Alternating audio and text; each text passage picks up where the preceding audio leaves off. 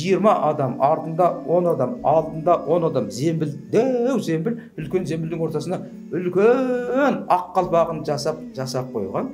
Соны көтеріп, бүкіл 10 мың адам кездегі ақсақалдар келеді. Шынша айтамын, мыналар шынша айтамын. Сонда өзгелердің атау жақсы нәрсе ғой, жақсы музыкалар, гитармен айтып жатыр, тіл туралы бас ауыртқысы келмейді. Желтоқсан туралы бас ауыртқысы келмейді. Айтпақшы, сол желтоқсан менен басқа ешкім айтпайды қазір. Ойлайсың дағы, тағы да бармағын тістеп аласың. Қазақ мемлекеті болған соң қазақ тілін орнына қоюымыз керек. Дін дегенде, жаңа рух дегенде, салт дәстүр дегенде осы шөлін жатыр. Обал болады, ұят болады, жаман.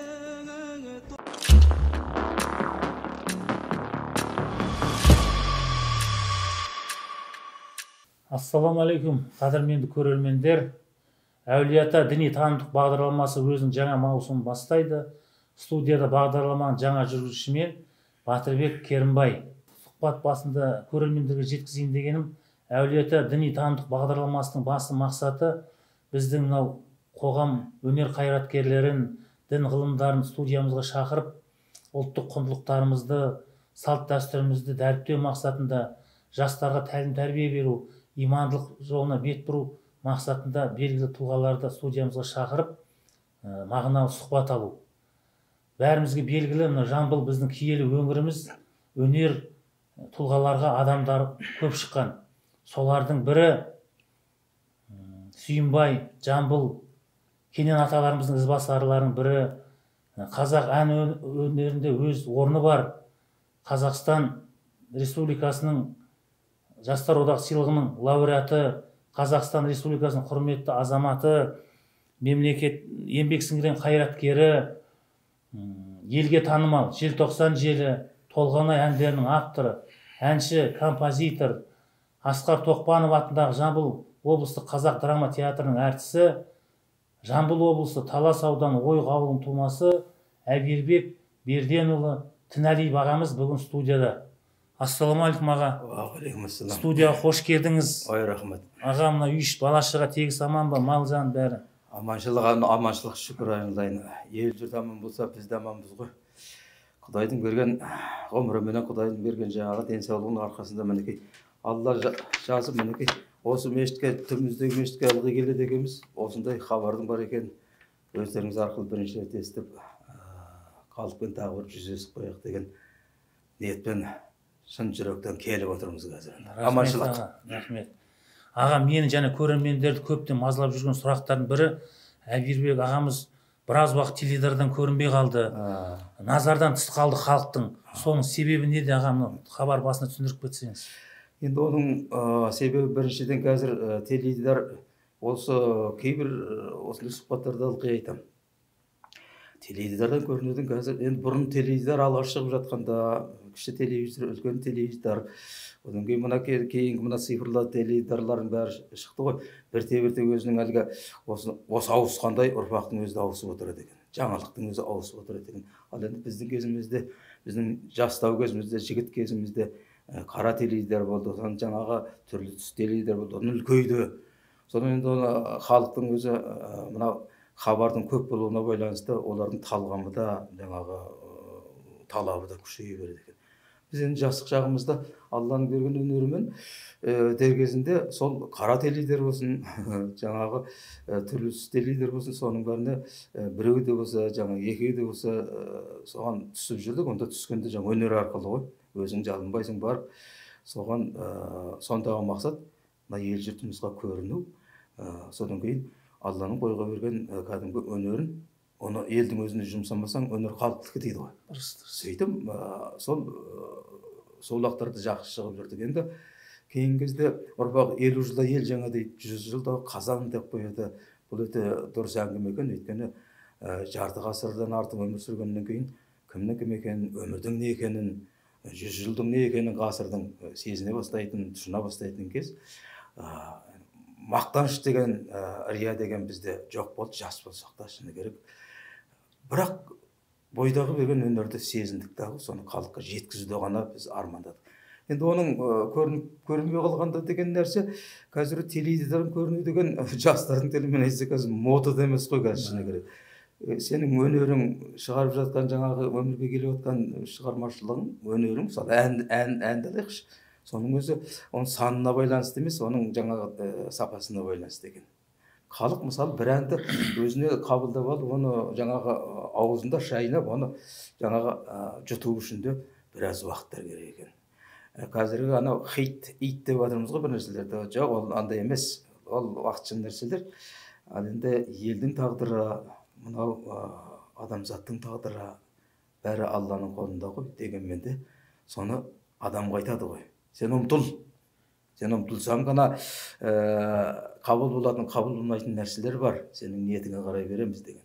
Сондықтан да осы нәрсені ескере отырып, елей отырып, менің шығармашылығым көбісі тақырыбымның бәрі ел, жер, тіл, дін, ортасында ішінде махаббат бар. Енді біз қазір ол әңгіме барысында айтылар, махаббатты жырлап кетудің өзі де дәмсіз болып кеткен, сыңайлы болып тұр маған. Бізде қазір бір ғана тақырып, ән өнерінде айтып отыр. Бір ғана тақырып, тек махаббат. Соған қарап ойлайсың, ілгеріде біздің жастау кезімізде үнді фильмі келсе елге, ауылға, осы секіріп болса да дуалдан, жазға, бұлттардан. Анау қысқы бұлттарға тиініміз болмайды. Ағалар мен келсе ортасында қараңғыда жаңа киноға кіріп кетіп, соны көруге тырысатынбыз. Сондағы нәрсе өнерге құштарлық. Мінекей осы қазір махаббат туралы киноларға құштар боламыз. Енді қазір сол махаббат жөнінен ән айтудан, ән жазудан біздің қазақ үндіден озып кетті деп ойлаймын мен. Әзіл ғой.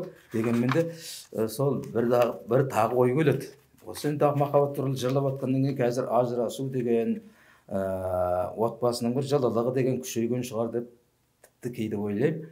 Енді неғұрлым осы махаббат туралы әндерді көп айтқан сайын, оның дәмі кетіп, ажырасу молайып, жаңағы бала шағадан кетіп қалу, мына жалт-жұлт дүниеге еліктеу деген сияқты қыз бен жігіттің, ерлі-зайыптылардың осы нәрсе жалған ақпараттарға сену, осының бәрі қазір отбасын бұзып жатқан сияқты. Мәселе бұл жерде отан сүйгіштікте жатыр, Батырбек ау. Егер отан сүйетін болсаң, сен махаббатты да жырла, сен отаныңды да жырла.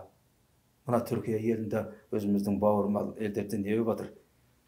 Жер сілкініп, қаншама мың адам зардап шегіп, бала демей, шаға демей. Осының бәрі мен кейде ойлаймын, оның бәрі жайдан жай емес қой. Алланың өз есебі бар. Алла біледі, жалғыз Алла ғана. Олай асылықтан, жаңағы мақтаншылықтан Алла біздер сақтасын. Адамзатты сақтасын. Тек мұсылман деп айтпайын. Жалпы халық сақтасын. Сол асу-тасудан болып жатқан кейбір апаттар ортамызда. Содан сабақ алуымыз керек. Өнердің бәрі соған құрылу керек. Тіршілікке құру керек. Халық тыңдайтындай болу керек. Халық еститіндей болу керек. Халық содан кейін жүрегіне түйіп, содан орықтанатындай өнер болу керек. Менің Алла мені жаратқанда осы үшін жаратқан мен. Өйткені сен бойыңда қандай қасиет болмасын, құрылысшы боласың ба, сен діндар боласың ба, сен ұстаз боласың ба, сені сол үшін жаратты Алла. Енді сен соны халыққа дұрыстап жеткізіп, дұрыстап түсіндіріп, дұрыстап өзіңді дәлелдемесең сол мамандығыңды, онда ол мамандықты сен бос жүрсің. Ал мені әнші қылып, мені актер қылып, мені композитор қылып жаратқаннан кейін, оны сезіну оңай емес. Ол уақытпен ғана келетінде, содан кейін барып жауапкершілік артады. Жауапкершілік артқаннан кейін жаңағы жазған әндеріңнің ауыр, жеңілдігі түсініле бастайды. Ол сені жазайын деп жазбайсың. Алла саған тақырып береді. Не екенін білмейсің. Жүресіңде бір күн тақырып ду етіп басың келеді, бір жол өлең келеді, кішкене қайырма келеді әннен. Сен одан шыға алмайсың. Ол сені Алла саған бағдарлама беріп тұр. Тура соны жасап шыққанша сен сол әлемде жүресің, жасап шығасың. Алланың берген бағдарламасы ол. Міндетті түрде халыққа жетеді деп ойлаймын. Рахмет аға. Ағамның сөзіңіз аузында қазіргі таңда қазақ эстрадасында патриоттық тәрбие беретін, рух көтеретін әндердің жоқтың қасы. Ал дәстүрлі әндеріміз бен күйлерімізді орындап жүрген орындаушылардың этномәдени топтарға мемлекет тарапынан қолдау тиісті деңгейде емес сияқты. Осы мәселе бойынша ой пікіріңіз қандай аға? Дұрыс айналайын, өте жақсы сұрақ. Мына жақсы топтар шығып жүр қазір. Топтар болғанда мен мына ұлттық аспаптар жағынан айтып отырмын. Домбыра, қобызымыз бар, шам қобызымыз бар. Осы жақтан жақсы Тұран деген мысалы жақсы этно фольклорлық ансамбльдер шығып жатыр. Қандай тамаша, бүкіл дүниежүзілік киноларға саундтректер жазуға ұялмай алдына ұсынатын шығармашылық топтар осылар. Осыларда біресе жаңағы жалт жұлт еткен дүние деген сияқты елдің алдында көрінеді дағы, үлкен өнерімен көрінеді дағы, біраз көрінбей қалады жоқ болып. Мүмкін ол кезде шығармашылық ізденістерде жүретін шығар. Ал енді жастар жағынан келетін болсақ, жастар қазір ілгерде алғаш мына Досым Хасан шығып жатқанда, Досым Хасаннан бұрын алғаш эстрадалық гитармен айтатын бір шетелдік ансамбльдер шығып жатқанда біздің кездегі ақсақалдар күлетін. Шын шайтан мыналар. Мыналар шын шайтан дейді. Сонда біз күлетін. Атау жақсы нәрсе ғой, бұны жақсы музыкалар гитармен айтып жатыр. Ой, айналайын. Мына адамның деңгейінен құлағынан мына жеріне жетіп қалса, даңын құртың ғой дейді. Ол харам дейді. Өйткені шайтанның жаңа дыбысы оны қабылдау мүмкін емес. Адамға белгілі бір сезімді, жаңағы әдемі деңгейді, сұлулықты адамға нәсіп етіп қойған. Ол музыка жағынан айтып жатыр да, сол кездегі ақсақалдар. Мына жастар бүгінде бұзылып баратыр деп қояды. Қазір енді одан бері қаншама жастар, Досым Хасан келді, Абба келді, Бонием келді. Олардың бәрі керемет өз өнерлерімен, әуезділігімен, ең басты сұлулығымен. Халықтың жүрегінде әлі. Бұрынғы Бониемдер, Аббалар, солардың әндерімен қазіргі эстраданы салыстырып қарасаңыз, қазір не сөзден айырылып қалдық, не әуеннен айырылып қалдық. Қазақтың эстрадасын алсақ, қазір қазақтың өз әндері тұр мысалы. Мен бір таңғалатыным, менің жазған дүниелерімді қазақтың қазір жас жігіттер мен қыздар ұмытылмайды. Өйткені отан туралы бас ауыртқысы келмейді, жаңа айтып кеттім ғой. Тіл туралы бас ауыртқысы келмейді, желтоқсан туралы бас ауыртқысы келмейді. Әйтпесе сол желтоқсан менен басқа ешкім айтпайды қазір. Желтоқсанның жазылғанына қазір мінекей 36 жыл болды. 86 жылғы тура сол күндері жазылған. Желтоқсанның 16-17 күні жазылып, сол күндері дайындалып. Ал енді мен ойларым, егер мықты топ болып жатса, мықты хор болып жатса, жаңағы капелла болып жатса, неге осы әндерді мысалы, неге іздемеске? Неше бір дауысқа салып тұрып, халықтың мұң-мұқтажын, ар жағындағы жаңағы елімайымыз бар, соның бәрін алып келіп ішіне қосып, жаңа әрлеп, тек әдем қыздардың дауысы, ұлдардың дауысымен, бас дауыстар, баритон дауыстар, жаңа капелланың керемет сопраналары бар, бәрін араластырып келіп жіберіп, осындай әндер жасап жатса, Моцарт, Бетховен, баяғы, олар Шопен, солардан несіген болар еді. Қазақтың өнерін айтып отыр. Менің әнім емес. Осындайға неге әуес емеспіз деген нәрсе келеді. Сіздің сұрағыңыз өте орынды болып отыр. Ал енді жаңағы фольклорлық өзінің этнографиялық жаңағы ұлттық аспаптар жағынан біздің қазақ өте дамып келе жатыр. Тек қана бір нәрсе, үкімет тарапынан өзіңіз айтқандай қолдау болмай жатыр. Оларға айлық төлейтін шығар бәлкім, мен білетінім. Өйткені Астанада, Алматыда олардың бәрі.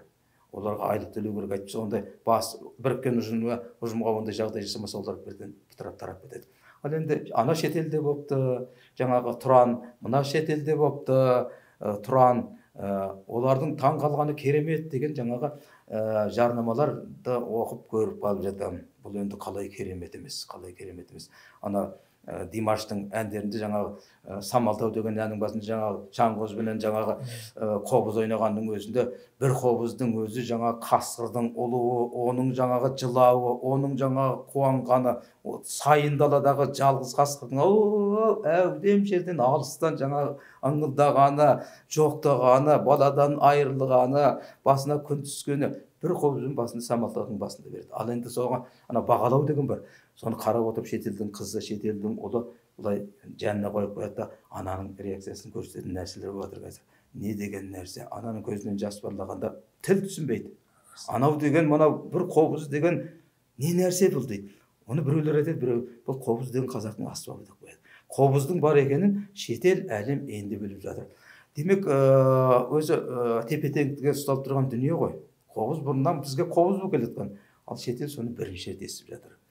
Бұл енді бір Димаштың арқасында, ал осылай деп қойыншы. Әйтпесе баяғыда кімдер Нұрғишалар бәрі жасап жүргенде оркестр болды, солар оркестрмен барып отыр. Онда жалғыз қобыз естілмейді ғой. Елу алпыс адам домбырамен тартады, мына жақтан виолончел бар, мына жақтан сыбызғы бар, мына жақтан жаңа саз сырнай бар. Бәрі араласқан уақытта қобыздың үні сол қатарда қалып қояды. Жалғыз қобыздың өзі қазақта әлемде аспап жетпейді екен осыған. Қай аспабы шетелдің бір қобыздың үнін бере алады? өне болғанда қасқырдың үні. А біз көкбөрінің ұрпағымыз. Көкбөрінің ұрпағы, ол көкбөрі дегеннің мінезі білесіз ғой. Көкбөрі іліп қойып тірідей, жаңағы қой сияқты тірідей терісін сыпырып тастаса қыңқ демейді екен көкбөрі. Қыңқ демейді. Сондай мінездің біз ұрпағымыз. Сондықтан да ендігі бір мәселе үкіметаралық қолдайтын нәрсе домбыраны қайтадан тірілту керек. Домбыраны буындырып тастадық, көп болды. Қай домбырамен айтқан, сіз мынау неде көріп жатсыз концертте. Алматыда, Астанаңызда қанша концерт болады, домбыра жоқ, домбыра былайша айтқанда шығып қалған өнерден домбырамен тікелей айту деген жоқ. Қазір мен бір ренжитінім де, балалар қазір үйреніп алды, тойда мүмкін әбден үйреніп кетті ма, бір $1000 әдемілеп тұрып жаңағы фонограмма әрленген музыка дауысымен жазып алады да, соны 10-15 жыл соны сахнада да айтады, тойда да айтады. Ал енді бұл өнер ме? Өнер ме? Бұл да бір ақшаны жаңағы копировка жасап біреуге бергенмен бірдей. Мысалы сіз 10 000 теңгенің копировкасын жасап 10 күлі сәбіз жіберіңізші, мін ақшаңыз деп копировка беріңізші, не қылыр екен? Не сөз естір екенсіз, және қандай таяқ жер екенсіз. Бұлар соны ұялмай әлі соны жазып алып, жаңағы бұлай, оны қазір 2 күн айта береді, оны жас бала да айтады, жас үлкен кемпір мен шал да айта береді, жазып алады да қазір. Ол өнер ме? Өнер емес. Ол өлі дауыс дейді. Дауыстың жаңағы екінші нұсқасы. Тасқа түскен. Өзі жоқ адам, тірі адам жоқ. Осы жағын алдады. Проблема ұлттық өнерді көтермесе, өліп бара жатқан тіл сияқты домбырада өледі. Нағыз қазақ домбыра дейді ғой. Нағыз қазақ өлгеннен кейін, домбыра сөйлесе нағыз қазақтың өлгені. Ертең бәріміз жаңа веленшерден ұстап алып, жаңағы фортепиано таңқылдатып жаңа отырсақ, қазақтың домбырасының бір адай күйі, бір сарыарқа күйінің 3 минуттық, 2 минуттық соған жетпейді. Қанша жазын симфония ойнап берші маған. Осы жағы мені мазалайды, Батырбек. Сондықтан да ішім удай ашып жүрген жағдай. Қазір мінекей зейнетке шыққан шақта домбыраның тағдыры мені қазір мазалап жүр. Домбырамен орындасаң сені өнер екен демейді. Әрине, Алланың берген шексіз құдіреті арқылы жаңа ішкі дүниеңмен домбыра орындау, қалып ұстап тұру деген мен сезем, оны ішкі әлемім. Өйткені мен актермін, әншілікпен келе жатқаныма 40 жыл болды, 45 жыл болды. Тыңдатылам. Құдайға шүкір тыңдатылам. Ал басқаларша анаған әбден сеніп қалған. Осы жағы мазалайды. Көтеру керек ұлттық өнерді. Рахмет, түсінікті. Ағамна жастар ұлт болашағы дейміз ғой. Қазіргі таңда біздің жастардың көріп жүрсіз, көшеде, қоғамдық көлікте, өмірде сол жастардың тәрбиесіне, жүріс-тұрысына көңіліңіз толады ма? Осы бағытта біз жастарымызды дұрыс ұлттық рухты тәрбиелеуге, қазақи тәрбиелеу бағытында ата-ана тарапынан, қоғам, мемлекет тарапынан, үлкен буын біз ағалар тарапынан қандай кемшіліктер жіберудеміз, осы сол мәселені айтсаңыз сөз қозғап. Батырбек ау, үлкен кісілерден кемшілік кетіп жатқан жоқ. Ата-ана қанша тәрбие берсе де, үйде отырып, балаға, қызға. Мен бір кездер осыдан бір 6-7 жыл бұрын ба, қыздарымыз бір аяқ асты кең шалбар киіп жүрсет кейде. Шалбар кигенде бір кезде қарсы болғанбыз бәріміз, қыздардың.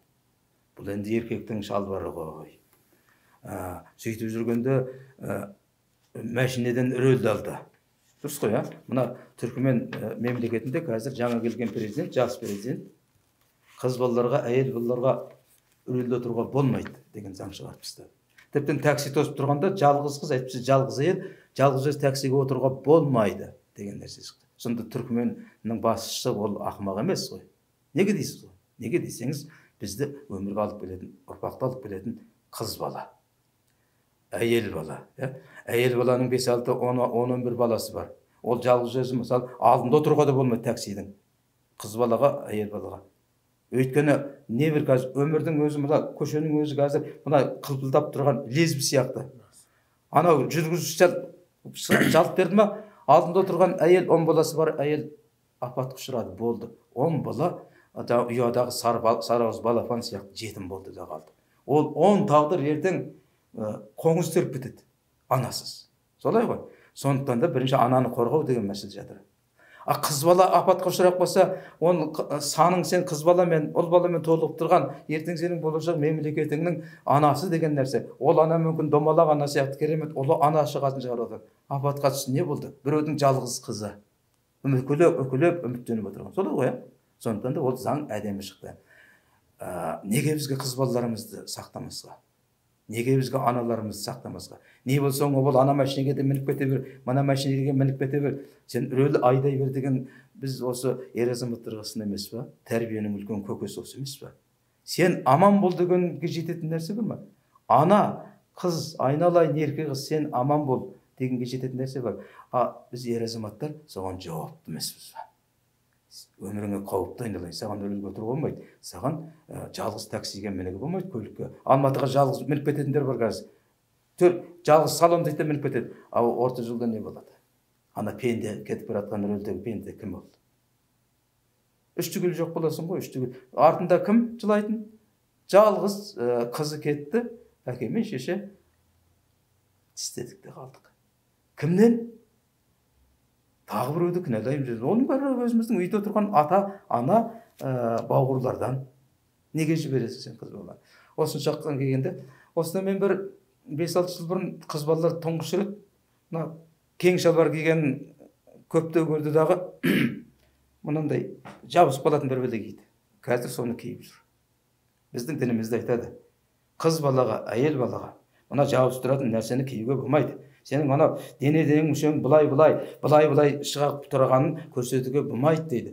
Алла айтады оны. Мен емес айтам. Алла айтады. Өйткені ол күнә дейді. Сен біреудің жаңағы делебесін қоздырасың. Біреудің жаңағы пенделігін қоздырасың.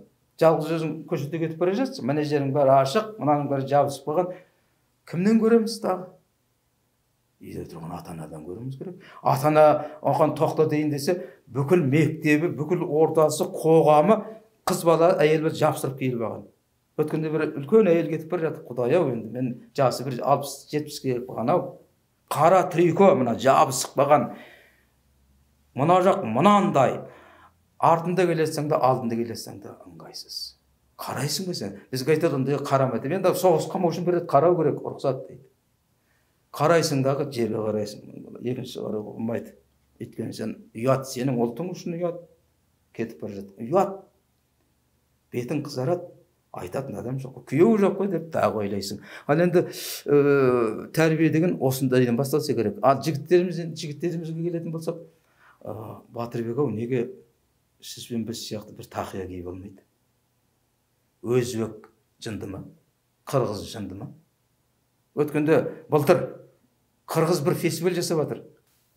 20 адам, артында 10 адам, алдында 10 адам, зембіл, үлкен зембілдің ортасына үлкен ақ қалпағын жасап қойған. Соны көтеріп, бүкіл 10 мың адам стадионда қалпақ күнін жасап жатыр. Бүкіл стадион әппақ отыр қырғыздың жігіттері. Ақымақ жұрт емес қой. Қырғызбен салыстырып қарайықшы, осы жақтан біз дұрыспыз ба, дұрыс емеспіз бе? Алланың өзі үкім етіп қойды ғой, бұл сүннет дейді, тақия деген, бас киім деген. Жалпы мына орайдан түскен нәрсе дейді. Ол мына жүректі тесіп өтіп, мына жаққа бірақ барады екен. Күн, жел, су, осының бәрі ата-бабаларымыз ақымақтықтан келген емес. Не мына алақандай нәрсені көтеріп жүрмez. Еврей, біздікінен 10 есе кішкенде, міне жерінде ғана, мін. Ол қалай ұстап тұрғанын білмейсің кішкенде. Ақымақ ел ма? Ақымақ ел емес. Осы мына жігіттерге айтсаң, қойыңызшы, шалғы сатып деп қояды. Шалға жетеді, ертең шалға жеткен уақытта өкінеді. Дурак болған екен, ақымақ болған екенбіз. Осының бәрі мені шындады, мен осыған сөйтімді шашыма қарады, сақалыма қарады, жақсылық болса екен деймін халыққа. Мына тақияны кисең, қазақтың тілінде сөйлесең, ешкімге сөйлеме. Ана кетіп қалған ешеміздің бәрі өз қайтып келеді. Сен экономикаң бар, анаған алданғаның бар. Құпияның бәрі тілде тұр ғой. Өз тіліңде тұр. Өзге тілдің бәрін біл, өз тіліңді құрметті деп тұр. Қадыр мырза. Құрмет бірінші өзің сол тіліңнің жақсылығын сезсең болды ғой. Сен басқа тілді үйрене бер бәрін. Орыс па, еврей ма, жаңағы хансу ма, бәрін үйрене бер. Жапон ба, ешкім саған кедергі жасамайды. өз тілімізді құрметтеу жетпей жатыр. Жастардың қайбір оның кемшілігін айта береміз. Өткенде бір жерден оқымын интернеттен. 300 жыл бұрынғы осындай ескірген қаттау болды. Сөйтсе ішінде бір астында қариялар алқасы деп қойыпты дейді. Қазіргі кездің жастары бұзылып бара жатыр. 3 ғасыр бұрын сондай. Одан бері қанша ғасыр өтіп кетті. Қазір біз айтамыз, қазіргі кездің жастары бұзылып бара жатыр деп айтайын десек, әлемдік желі бар. Ана елден неге қалып кету керек, мына елден неге қалып кету керек деп ойлайсың дағы, тағы да бармағын тістеп аласың. Тістеп алғанда, енді бір жерде осы жаңа құпиясы бар ғой. Сен ұлттық салт дәстүріңді ұста. Мына Америкаға барып қалдың ба? Тақияңмен жүр, сен қанда Алла қалпағын нәсіп еткен, тіл нәсіп еткен. Сен ағылшын 5-ке біліп берсең, сен қазақша сөйлес сол жерде. Олар аяқ асты соны түсінетін аудармаша келеді да, сенің тіліңді ағылшынға аударып отыр. Мақтаныш па? Мақтаныш. Шетелден келген, Қазақстаннан келген қазақтың тілін ағылшынға аударып отыр. Ақша беріп біреулер. Осы жетпейді ғой бізге. Егер осыны жасайтын болсақ, біз халықтың алды болып кетеміз. Біздің әлгі құрып атқанымыз, халық ретінде құрып атқанымыз сол. Анау десек дейді, мынау десек дейді. Бір әңгіме шықты. Интернеттен бәріңіз оқытыңыздар. Әлемде бірақ мемлекет бар екен дейді. Өз елінде тұрып, өз тілінде сөйлей алмайтын, оны түсінбейді. Ол қазақ дейді. Жерге кіріп кету керек осы сөзді естігенде. Астына адамын жазып қойған шетелдің адам. Мен сол елде болдым дейді біздің Қазақстанда. Тәрбие деген осы емес пе, батыр? Осыларды елеп ескермесек, біз жойылып кетеміз. Ағасы біраз жыл болды мына имандылық жолына бет бұрып, ислам қағидаларын ұстанып ұстасыз ғой. Мешітке барасыз, жұма намазға барасыз. Сол кезде кейбір орта буыннан төмен, енді ақсақалдар емес, орта буын 40-тан төмен жігіттер байқасаңыз жаңағы дәстүрлі емес біздің діни қағидаларды ұстануда, кейбір біздің мына ұлт дәстүрімізді ширк деп, бұл шариғатта жоқ, бұл істеуге болмайды деп, бидғат дегендей біраз әңгіме айту керек. Осы мәселе бойынша не айтасыз? Айтқанда, мен байқаймын, біз Ханафи мазхабы бойынша мемлекет болып, ел болып, жұрт болып, біздің жеңісіміз осы деп ойлаймын мен. Діндегі, мына қазақтығымыздың ішіндегі бір жеңісіміз осы деп ойлаймын. Біз Ханафи мазхабын біздің дәстүрімізге, біздің салт дәстүрімізге өте жақын, және біздің бабаларымыз осыны ұстанған деп зерттелген нәрсе. Сондықтан да Қазақстанның мұсылмандары Ханафи мазхабында. Bir қараңыз, мен мешітке барып, алдыңғы қатарда ерте баруға тырысам, ерте барып отырам. Сонда байқайтыным, алдына жаңа басқа бір жігіттер келіп отырады. Сүннетке кейде қатыспай қалады. Парызды оқиды да, бет сипамай қалады кейде. Ал енді артындағы сүннетке шейін әйтеуір біраз отырады да, жамағаттан кейін бір уақытта енді білмеймін қалай оқиды, мен ол жақты зерттеп көрген жоқпын, бірақ көзге оғаш көрінетінін айтып жатыр. Артында дұға жасайды. Сонда бұл не бұл? Дұғаны сыйлама, Құранды сыйлама, сен ана Құран оқылып жатқанда тұрып кет. Өйткені саған ол Құранды тыңдауға болмайды деген нәрселер бір жерде жазылып па? Сенің ата-бабаңа Құран бағышталады қазір. 7 ата-бабаңа Құран бағышталады қазір. Сенің балаң кетіп қалған, қызың, сенің анау жақындарың бәріне Құран бағышталады. Өйткені имамның бір ауыз сөзі болады. Және атты жөндері аталмай қалған о дүниелік барша мұсылман бауырларымыздың рухына бағыштаймыз дейді. Ана сол кетті ғой, тыңдамай кетті. Ал енді астамшылық деген нәрсе осы емес пе? Маған ол керегі жоқ, мен өзіме оқып аламын. Егер оған сенбесе, мына әппақ мешіттің жаңа күмбездің астында сеніп имам қойған имамды неге тыңдамайды? Ол сенімді адам ғой сонда да. Ол бүкіл адамзатты, бүкіл қазақты жолдан тайдырып алып кететін адам емес ол. Ол өте сенімді, тексерілген, оқыған, шетелде оқыған, соның өзімізде оқыған, білімін жетілдірген сондай адамдарды ғана имам қояды. Қари болған, мысалы, бүкіл Құран жатқа білесің, оның мағынасын білетін, оны өмірде пайдаланатын таза адамды ғана имам қояды деп өзім ойлаймын. Ішінде бір бүгіп қалған бір саусағы болса, аянадан бір кішкене жырып қалайын деген нәрсе болса, ондай ондайды Алла өзі ақ қағып тастайды, сен айтпай ақ басқа қылмай ақ. Егер о рухың жете ма, өзің сенімсің бе, сен имансың. Ал имам болды деген сөз бүкіл жаңағы жауапкершілік мойның алдында деген сөз. Бір жұма намазын өткізу үшін қаншама мойында, мысалы 1000 адам келе ма, 1000 адамның қате кетсе күнәсі сенің мойындадыр. Сен қателестірдің. Сол жауапкершілікті алып тұрған имамға сенбей жаңағыдай шығып кету, содан кейін жаңағы тұрғысы келсе тұрып, тұрғысы келмесе былай да былай, бұл не нәрсе, бұл не нәрсе. Бұл мен былай естім. Енді әйелдер осындай болған дейді. Мына жерін жабу үшін былай тұрған, мына былай тұрған. Ал заңға, заңға, мемлекеттің заңына бағынған адам ол жақсы адам. Жақсы адам. Мен осы жағынан кейде түсінбей жатам. Шынында да олар зерттеген шығар басқа бір нәрсені. Қанша зерттеген күнде де майданда мысалы еліңе біреу шабуыл жасап жатыр. Адам қатар тұру керек. Қарсы бірге бару керек. Жоқ, мен бұны басқаша істейтінім. Жауға қарсы емес, мен былай қарай жүретінім деп, біраз адам былай кетіп баратса, автоматынан артқа қарай. Мен мына жақта атуым керек. Сонда бұл қалай болған? Ауызбіршілік деген, Алланың бірлесіңдер дегені қайда? Алланың өзінде, пайғамбарымыз өзінің сөзі бар ғой, менің көзім түрінде бұл діннің өзі 72 бөлімге бөлініп кетеді, тек біреуі ғана оның тура жолда болады деп. Демек, пайғамбарларымызбен жаңағы өзіміздің сахабалар солардың ұстанған жолында бір бағыт болғандағы, ал сол кездің өзінде жаңа алауыздық бөліп содан сақ болыңыздар деген. Ол пайғамбар кеткелі өмірден қанша болды? Қаншаға бөліндік біз қазір. Енді ауызбіршіліктің болмай жатқаны. Құдай саған шалбар, киім бәрін тұтас дұрыстап, әйтеуір жыртық емес көшеде киіп жүр деп саған нәсіп етті ғой. Ал енді сол нәсіп еткен шалбарды мына тізеге жақындатып біреулер кетіп бара жатамыз, кесіп тастаған. Жамандап отқаным емес, Құдай сақтасын. Енді ол енді кезінде жоқшылық болды, тапшылық болды. Дұрыс қой, біреулер шолақ шалбарлар кие салды. Енді барын киді ғой кезінде. Соны енді заңғы албымызға бола ма? Жоқшылық кезде осындай болған деп. Бола ма? Осы жағынан келгенде енді діндегі ауызбіршілік бұзылған кезде бүкіл мемлекеттегі тәртіп бұзылады.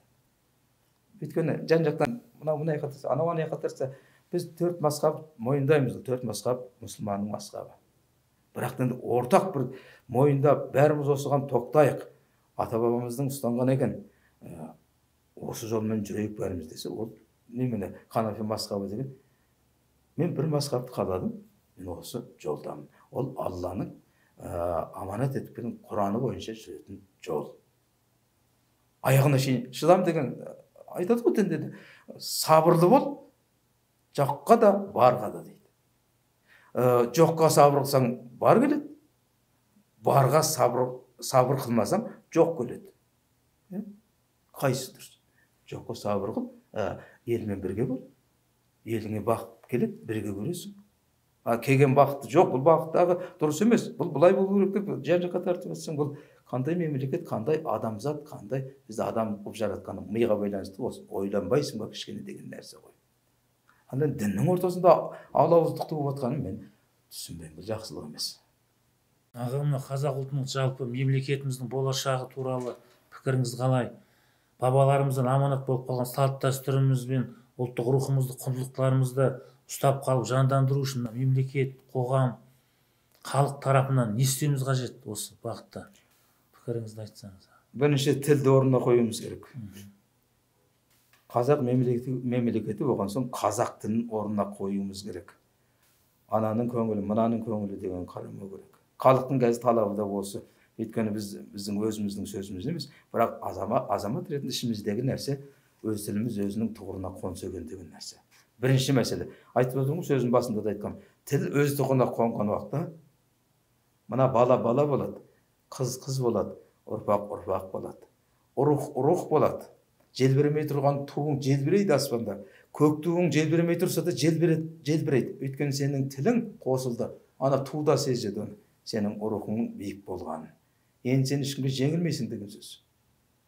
Қай күн осы заң күшінен сол күні қазақ жеңеді. Менің бір сөзім бар, осыны 25-30 жыл бұрын айтқан, мынандай диск шығаратынбыз ол кезде, мынандай кассета. Бір 4 кассетам шығатын болды. Рух жөнінде, жаңағы махаббат жөнінде, осын 4 кассета шығатын болды. Сонда шығаратын жігіттер айтады: аға, мына әрқайсысына бір ауыз сөз жазып беріңізші. Мысалы, желтоқсан желден кассета шықты ма? Біз осы асудан өтпей теңдікке жетпейтіндік деп жазып берді. Екінші тіл бір анам тіл деген кассетам шықты. Сонда жаздым: қай күні қазақ тілі өз тұғырына қонады, сол күні қазақтың азаттық күні болып жарияланады. Ол кассета бар, 30 жыл бұрын жазып. Мен осы құпия. Ал енді салт дәстүр деген нәрсе, бұл салт дәстүр деген өзің тілің орында болса, тілің орында болса, дінің орында болса, жаңа быт-шыт болған бағыттардың бәрін құрту керек. Білмеймін қалай құртатынын, бірақ керегі жоқ. Осы орында болса, содан кейін барып жаңағы салт дәстүрің ауырды болса, тақия айтса бас киім киіп жүру керек. Қазақтың жігіттеріне, қыздарына орамал тартып жүру керек. Ендіге біреулер айтады, жаңа ой, мына орамал тартып жүрсе, қыздарымыз қыз болмай қалады, оның балалық кезі дұрыс болмай қалады. Қазір дұрыс болып жүр ме? Басында орамал жоқ. Осы үлкен әйелдеріміз қазір жиындарда, топтарда, тойларда сөйлейді. Әттеген-ай, мына көзбен қарап отырамға, бір ақ орамалды былай тартса, ана әйелдің реңі келер еді. Ана әйелдің иманы оралар еді. Ана әйелді ұят пайда болар еді. Қазір не болып отыр? Тойда жатып алып, мына етегін түріп қойып, мені көрдіңдер ме деген қазір фокустар шығып жатыр. Қазір әйелдер сөйтіп жатыр тойда. 1000 адам жиналған. Қазақтың әйелдер, қазақтың қыздары бір жеріне банан ұстап алып, оны біреуге жегізіп жүрген қазақтың қыздары қазір тойда. Осы дәстүр ма? Дәстүр ма? Баяғының заңы болса, оны бірден құртар еді ол адамды. Ана адамды бірден құртар еді. Сондықтан салт дәстүр деген, салт дәстүр біздің ұятымыз ғой. Ұят сақтамаған жерде салт дәстүр болмайды. Анаған елік дейсің бір, мынаған елік дейсің бір. Өзің миың жетпей жүреді. Ойбай, ана Америкада мынандай шығыпты. Ойбай, мынадан шығыпты. Жол айығының бәрін, қоқым, соқым, вирустың бәрін ала береміз. Ол біздің салт дәстүріміз анау басынан бастап жеп келеді. Қарт. Ең соңында айтып отырмын ғой, әннің өзінде. Қазақтың әні менсінбеушілік бар қазір жастарда, қыздарда, ұлдарда. Содан кейін тағы жұлдызымыз дейді. Несімен жұлдыз ол? Өзбектің әнін ұрлап алып, қазақша сөз жаздырып алып, соны қазір орындап, жұлдыз болып жүр. Қырғыздың әнін ұрлап алып, қазақша сөз жазып алып, жұлдыз болып жүр. Ана Беларусьтікін, Украиндікін, Орыстікін, мына жақта Финдікін, ана жақта Швециянікін, Аббанікін, мына жақта Бонемдікін, бәрін ұрлап алады да, қазақшалайды да, басқа ырғақ береді да, соны орындап жұлдыз болып жүр. Не деген сорлылық бұл? Өз өнерің жоқ па, қазақ? Сорлысың ғой сен ұлт емессің ғой. Біз дәстүрді қалай біз оны сұраймыз одан? Ертең ұрпақ не дейді? Мына әннің авторы кім дегенде не дейді? Ертең келе жатыр бір ұрпақ. 100 жылдан кейін, 50 жылдан кейін келе жатыр. Мына әннің авторы қазақ па дейді? Қазақ ма? Ол қазақ емес, біздің ұрпақ тігі дейді, ана басқа бір елдер. Жан-жағынан талап штрафқа салып, жаңа айыппұлға салады дағы, оның бәрін тартып алдында, әлемнің алдында ұялатын да, жерге қарайтын да қазақ ұлты. Өйткені ода салт дәстүр болмай қалған. Дұрыс қой, әйтеуір Құдайға шүкір, қазір мына мешітіміз бар, Алламыз бар. Ода жазылады ғой жаңағы хадистерде. Ұятты, иманды, кітапты. Енді қазір кітаппенен осы ұят кетті-ау деймін. Осы бір 2-3 нәрсе қалып тұр. Осы нәрсені алып қойса, кітапты өзі қалып қояды екен Алла. Сондай деген жазулар, зерттеулер бар. Осының бәрін енді салт дәстүрді сақтау үшін бірінші ұят иманның жартысы дейді. Бізде не кетіп қалды? Ұят кетіп қалды. Екі қазақ отырамыз да жат тілді сөйлесеміз, дұрыс қой? Қара көз. Егер ол шынында намысты болса, өз елінде жүріп өзінің тілін неге аяққа таптатады? өз елінде жоқ, сені біреу ана тілде сөйле деп отырған жоқ қой. Тағы айналып келіп жаңағы қазақтың жаңа тілге, мына жақтан шығып жүрген тілге тіреле береді. Ал енді мен бір нәрсе айтайын, менің арманым басқа тілді қайда, менің арманым таза қазақша сөйлеу. Мен қазақша білмеймін, басқа тілді мүлдем білмеймін. Сондағы менің арманым білмеймін деген Әуезовтің тілі, Мұхановтың тілі, қандай мықты жазушыларымыз бар, Нұрпейісовтің тілі, осылардың тілінде, анау Есенберлиннің тілі жазған кітаптарында сол тілді мен білмейді екен, мен өкінемін соған. Мен естімеген қазақтың тілі көп, сөзі көп. Сол тілді мен сөйлесе деймін қазақтардан. Бірақ мен сөйлей бастасам, мынау кімге сөйлейсің? Оны түсінетін адам жоқ болса, сен жетімсің ғой. Тыңдалмаған сөз жетім дейді. Сенің әрбір сөзіңді үйреніп алып, зерттеп алып, сен сөйлеп жүрсің, соны не болар екен? Мынандай, қай тілде сөйлейді? Ол деген не сөз? Оған аудармашы керек. Демек біздің арманымыз не болу керек? Осыны меңгеруіміз керек қой. Біз қазақты әлемнің алдындағы ең мықты халықты мойындайтыны, қызғанатыны, және өзіміздің жақсылығымызды өзімізге айтпай жасырып буып ұстайтындары сол. Екатерина деген патша, анау ненің ағылшынның патшайымы не деп айтты? Қазақ өзінің кім екенін білсе,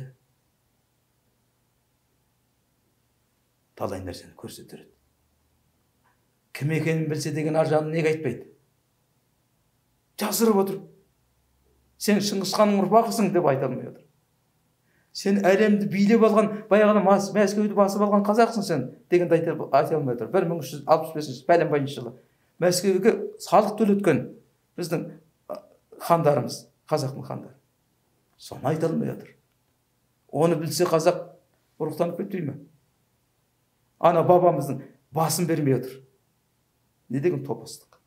Не деген топастық, Бір өліп қалған адамның қурап кеткен басын бермей отыр бізге. Өйткені мына халық ұрықтанып кетеді, оянып кетеді, оянып кетсе, бізді халық қайтадан келіп түртеді, бұл мойындамайды, тілімізді мойындамай кетеді деп отыр. Сорлық па, сорлық. Осының бәрін біздің ұлт біледі, ұрпақ та біледі, мына балалар да бәрін күніге оқып отыр. Оқи салады, болды, ары қарай зерттемейді. Болашақ біздікі екен ғой. Мына адамдар кетіп қалса, біз қалай еге боламыз деген нәрсені ойламайды балалар ше. Бұларға жаңағы қазіргі тіл. Окей, покей, сокей, көкей болды. Мына бабаларымыз не деп зарлап кетті? Біздің ақилеріміз, сол кезде мен баламын, бір қазақтың шалы, қариясы, сақалсыз жүрмеді ол кезде мен. Бәрі тақияда, иманда, қолында тәспісі бар. Солар сорлы болып кетті ма? Осынша ұрпақ қалдырды. Біз қалдық, сіз қалдыңыз, мыналар қалды. Мыналардың зерттейтіні біз. Баба деген кім? Баба сіз, мен, міне баба, келешек баба. Бұлар баба болмайтындай. Мына не керек дейді? Мынау не керек? 60-ға келгенде тақамыз ғой, бұны жібереміз ғой келсе, әйтпесе жүре беру керек, қызық көру керек дейді. Қызық не? Күнә ме? Біреудің әйеліне бармау, біреудің қызына қиянат жасамау, біреудің жарына көз салмау, осының бәрін біле ме? Біле тұра істейді. Істейді ғой, әдейі істейді ғой. Ана пәленше қыз бүгін бос, күйеуі кетіп қалды, ана бос. Ал күнә қайдан келеді? Апат қайдан келіп жатыр бізге? Жалаң бас неге жүрміз қазір қыздар, әйелдер? Сұрауы жоқ па? Ертең арғы дүние бар, мәңгілік. Сол уақытта сұраласың. Неге жалаң бас жүрдің? Үкім қайда? Мен Құран, мен жазып кеттім ғой, мен пайғамбар жібердім ғой сендер. Неге орындамады? Ол кезде айта алмайды ғой. Қайтадан шығарып жүрміз, мен қайтадан барып істеп оқып келейін, Құран, намазымды, әйтпесе сақалымды қойып, бәрін ұстайын қайтадан. Енді шығармайсың ғой, шықпайсың ғой. Қалдың ғой енді, мәңгілік сұрақта қалдың ғой. Екі кітап бар, ақиқат қой. Екі иығымызда екі періште бар, оң иық пен сол иықта. Жаманыңды жазып отырады, жақсыңды жазып отырады. Жақсың еселеніп жақсылық болып қайтады, жаманың еселеніп жамандық болып қайтады. Арғы дүниеде. Бір ұрлық жасайын деп жатқан адам дейді мысалы, біреудің бір 10 мың доллар көшеде қалып кетсе дейді. Мысалы дейді.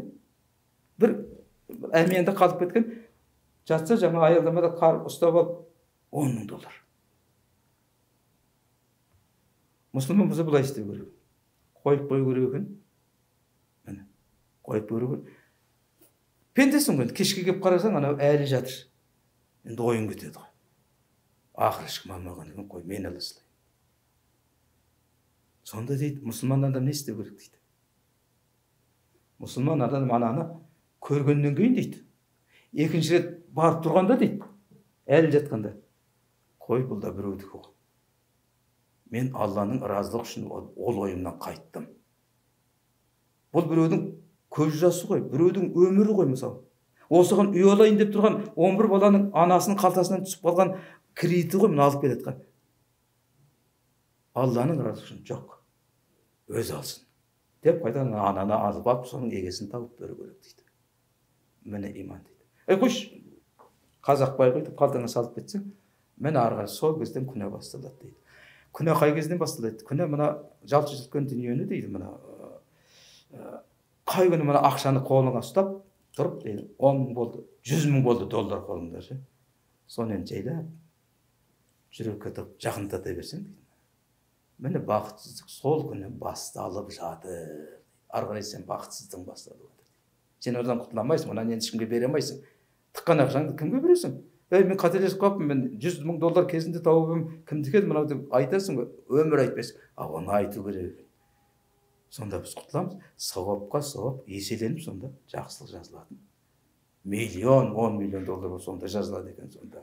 Оның сауаптың керемет жаңағы сыйы арғы әлем ғой. Сен не қылған мықты пендемсің деген нәрсе ғой. Мен сені жәннатпен сүйіншілеймін деген нәрсе. Салт дәстүрдің де бәрінің түгел болуы да осы нәрсе ғой Құдай-ау. Біреудің мәшинесін абайламай соғып кеттің. Алдыңда соғып кеткен мәшине келіп саған айтса, мұсылман мемлекетінде осындай ғой. Ассалаумағалейкум. Адам аман ба? Аман. Аллаху акбар. Аман жүрейік. Мәшін жүрді, кетті, мынау былай кетті. Мұсылман мемлекеті солай. Біздің мемлекетте қалай? Сәл тиіп кеттің бе? Үйіңді қой давай. Анаңды қой давай. Әйелдің ақшасын сал. Кассыңды ұстатам, шотыңды жабам, есебің бәрін. Не көрдің соншама? Бұның бәрін қайда алып бересің?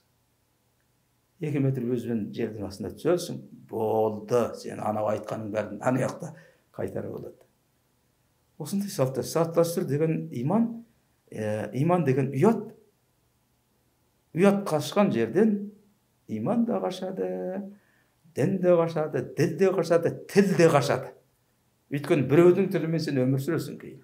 Анаған что, где, когда деген өмірмен сүресің. А қазақ не деген? Ұят болады, қиын болады, обал болады. Что, где, когда емес. Мына үшеуі бізді бүкіл ұрпақ тәрбиеледі. Ұят болады десе біз баяғыда бұға қалатын. Өлі ұят болады деген ғой. Ұят болады деген ғой. Қиын болады десе. Демек мен өмірімде қиындық көріп қалады. Қой жасамайын. Бала болсақ сөйтеміз. Обал болады десе. Сен де бір өлтіріп кетсең, мысалы торғайды өлтіріп қойсаң, обал болады, оны өлтірме десе, әке-шешеміз жоламайтынбыз. Айырмашылық бар ма? Дін дегенде, жаңа рух дегенде, салт дәстүр дегенде осы үшеуінде жатыр. Обал болады, ұят болады, жаман болады. Осы үшеуін түсінеміз ғой қазақша. Осыны ұстамаймыз ғой. Қалған нені сұраймыз Батырбек? Кімнен не сұраймыз қазір? Сұрасаң, кет шей бар дейді. Өзім білем. Өзі білмейді қайда баратқан. Ертең апат келіп қалмасын. Алла сақтасын. Егер ақылы бар адам болса, мынау кетіп жатқан бауырларымызға дұға жасап отыру керек. Солардың рухына Құран бағыштау керек. Олар артық кеткен жері жоқ шығар, бірақ біреулерден кінәрат кеткен шығар, бір пенделерден. Не біреулер кінәрат жасап қойды, басқа мемлекетте адамдар бар. Мұсылман бар, мұсылман емесі бар дегендей. Қарғыс деген жібермейді. Жетімнің қарғысы жібермейді. Жалғыздың қарғысы жібермейді. Бейшараның қарғысы жібермейді. Мөминнің қарғысы жібермейді деген оған сен қиянат жасасаң жібермейді мөминнің қарғысы. Жауып тұрғанда тілеген тілек бата қарғысы жібермейді. осындардан бір сақтанып жүрміз, бәріне сақтану керек. Бір кішкентай жамандық жасап қойсаң, екі жақсылық жаса жібер, асыр. Сонда дәстүріңізде, тіліңізде, дініңізде бәрі орында болады. Оның бәрі келеді, түптеп келгенде, намыс деген ту бар бізде қазір. Ұлттың намысын, туын желбіретпей ұстап жүретін азаматтар болады. Туды құлатпау, мемлекетті құлатпау. Ана туды біз көк шүберек деп қарамауымыз керек. Биік жаңағы күмбездің үстіне желбіреп тұрса, соған мақтанымыз керек. Жүрегіміз әлемге аспанды желбіреп тұрды, қазақ. Мына құлақ қойса, жеңілдің. Баяғы Рейхстагқа ту тіккенде, неміс жеңілді ғой біздің Рахымжан Қошқарбаев, қазақ апарып әлемге ту тікті. Соны мойындамай қойдық қой. Жасырып аналар, қазақтың тіккен. Кейіні қаты шықты, құжаттары шықты, кантария, мантария, 3 адам барды, бірақ бірінші қазақ ту тіккен Рахымжан Қошқарбаевты. Өліп кеткеннен кейін ғана мойындалып жатыр. Солай ғой. Қазақ мықты қалды. Қазақ ашуланбас. Қазақты былай істеу керек. Ақылмен істеу керек қазақты. Қазақ ақымақ емес. Ішіне кінәрат жасап, ақыл әшейін алдап, сулап, бір нәрсе қылатын болсаң, ертең қазақ мына қабағы ашу соң былай түйілмез, мына былай түйілсе, бітті. Ол түйілген қабақ анан сүйреп келеді, досын мынаны сүйреп келеді, досын. Ал қабақ қазақтың ашу деген қара жерді қопарып жіберетін ашу. Ең дұрысы тиіспеу керек та қазаққа. Өйткені әрқайсымыздың мінезімізден белгілі. Күліп жүреміз, рахаттанып жүреміз. Бізге жаңағы асыра сілтеп жүрді ма, біздің жан дүниемізге өлмейтін байсын қойсын. Сондықтан қазақтың өте мәдениетті және ұлы халық. Әйтеуір адасып жүріп, жан жаққа бытырап жүріп, шашылып жүріп, басына күн туғанда қазақ міне. Мынандай бір уысқа бірігетін халық. Ауызбіршілік жоқ деп қояды кейбіреулер, дұшпандар айтады. Қазақтың ауызбіршілігі деген көреді егер қазақтың ауызбіршілігі қандай болатынын. Сол күнге жеткізбесін қазақты. Осы мемлекетіміз, халқымыз айналайын. Біраз ұйқыда жатыр, оянса екен деп ойлайсың. Соншама жыл бодан болу оңаймен бізге. Қанымызға сіңіп қалды. Соны тек өкініштісі ұрпақтан ұрпаққа жалғастырып келе жатқанымыз өкінішті. Жүгенді бүйтіп тарта берсең, жүгенде бір күн үзіледі ғой. Сәйгүліктің жүгенін тарта бер, бір күн үзіледі. Сәйгүліктің жүгенін де өзін де ауыстырып, жаңалап отырып, қайтадан шауып тұру керек. Сол уақытта ол шабат, сол уақытта бәйгінің алдында болады, әлемдегі адамзаттың алдында болады. Білім жағынан айтып отырмын мен, рух жағынан айтып отырмын, намыс жағынан айтып отырмын. Егер ескі нәрсемен шаба берсең, оның аяғы кетеді, тұяғы кетеді, көзі көрмейді, ол аттың солай ғой. Жүгені деген желініп, қаяқы бұрғанын көрмей қаласың жаңағы. Ол жүген ғой, ол мықты болу керек. Тік отырма, тік ша, бәйге де келеді. Бәйге түсу үшін сен жүгенің жарау ат болу керек. Шәйгүліктерді жаңалап тұру керек. Сонда анау артыңдағы адамды саған озу үшін шабат сенің. Басқа келеткен. Басқа ұлттың адамдары болса, мысалы әлгі өзбектен келеткен, қырғыздан келеткен шәйгүліктер саған қарап шабат. Сенің жаңағы бәйгің жаңадан әбден спортпен айналысқан. Күніге шаптырасың, жүгенің мықты аузын кермейді. Бүйтіп қалғаннан кейін түсініп отыр. Біздің меңзеп отырған нәрсемді әрине білесіз. Тұлпар жаңару керек, тұлпарлар шабу керек, ұрпақ шабу керек. Мыналарда қазір күш қайрат көп. Бұларды қаяқта шабады? Қазір 30 ба? Жұмыс істейміз, андаймыз, 55 кеп қалады. 55-тің енді бір кішкене өсейікші деп алып, 60 кеп қалады. Пенсия кетті. Түк бітірмей кетті. Сан ұрпақ. Өкініштісі сол. Бұл болады деп ойлаймын болашақта. Болдырады бұлар. Неменеге адам болып жүр? Неменеге адам болып жүр? Қыздарымызда ұятмақта. Сынақтан өтті ғой қыздарымыз. Сандаған сынақтан өтті қыздарымыз. Алдың қатарда. соларды көретін ұлдарымыз, жігіттеріміз болса, біз бүтін болып тұрамыз. Мынау хабарларыңыз өркендей берсін. Әбербек ағам, алтын уақытыңызды бөліп, біздің студиямызға келіп, қоғамды мазалап жүрген сұрақтарға өз пікіріңізді білдіргеніңізге алғыс айтамыз. Ағам, енді тойдан тобықтай дегенде біздің студияға келдіңіз, алтын уақытын бөліп келген үшін бізден сізге сыйымыз бар, соны тапсыруға рұқсат етіңіз. Ағам, мынау Мұхаммед Мұстафа саллаллаху алейхи уассалам пайғамбарымыздың өмірбаяны, міне біздің мына қоғамдық келісім комитеті дінтану сараптамасы оң қорытындысы берілген, үйіңіздің төрінен орын алып, өзіңіз керек кезде осыны оқып, аға, бізден қабыл мына сыйлығымызды. Адамзаттың абзалы ғой, ең абзалы. Алланың кәлемін жеткізуші, жер бетіндегі дананың данасы. Айналайын, жатқан жерің жайлы болсын. Мына ұрпақтарыңды Аллаға ғана сыйынамыз, Алладан ғана жәрдем сұраймыз ғой, соның жақсылығын жеткізген керемет алтын адам ғой. Аға, мына біздің студияның несі, дәстүрі бойынша біз келген қонақтан бата сұраймыз, аға. Ал, әумин, батаңызды берсін. Бисмиллахир-рахманир-рахим. Құл хуаллаху ахад, Аллаху ас-самад, лам ялид ва лам юлад, ва лам якул лаху куфуан ахад. Sadaqallahul azim. Subhan rabbika rabbil izzati amma yasifun. Salamun qadal mursalin. Elhamdülillahi rabbil alamin. Amin. Allah Tağalam бастың амандығын, деннің саулығын, бауырдың бүтіндігін, иманның кәмілдігін нәсіп ете көр барша мұсылмандарға. Алла Тағалам тілеген барша ниет тілектерімізді, арман, үміт, амалдарымызды, намаздарымызды Алла өз дәрежесінде қабыл ете көр.